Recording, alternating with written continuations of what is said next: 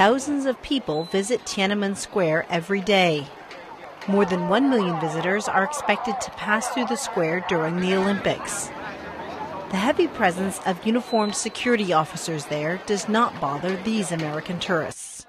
Yeah, heightened security for the Olympics, that obviously makes sense. I went to the Olympic Village yesterday and it was on lockdown. It was like Fort Knox, but I guess that's to be expected. With so many world leaders, international athletes, and global celebrities descending on Beijing for the Olympics, it is not surprising security is tight. Thousands of video cameras help authorities keep watch for illegal activity. More than 100,000 police and paramilitary troops have been deployed throughout the city. Surface-to-air missiles guard some of the Olympic venues. Security guards screen passengers on Beijing's extensive subway system, according to the Beijing subway company's Jiapeng. We want to make sure passengers are not carrying prohibited items, such as explosives or poison. Security checkpoints around the city are causing huge traffic jams. Because of the Olympic game, every day I have to spend at least 2 or 3 hours to go through the Olympic checkpoint in order to get in the city.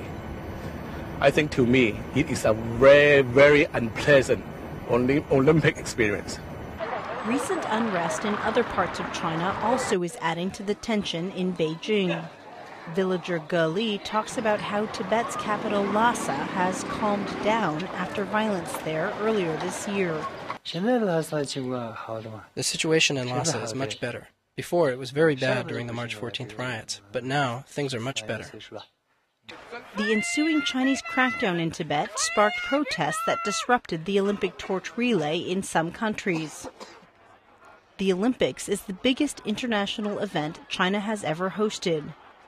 Liu Xiaowu, head of Olympic safety, said authorities are on guard for foreign terrorists. The common enemies of global society, that is to say terrorists, will want to come along with such a large number of people at an event like this to try and promote their goals. He did not specify the threats, but Chinese officials have said they recently foiled Olympics-related plots by Muslim extremists in the far western region of Xinjiang who were allegedly working with international terrorist groups. Human rights groups say Beijing is exaggerating the threat in order to crack down on Uyghur Muslims. During the Olympics, authorities in Beijing will be closely guarding against all threats, foreign and domestic, in an effort to prevent any incidents that could mar China's chance to present a grand image to the world. Stephanie Ho, VOA News, Beijing.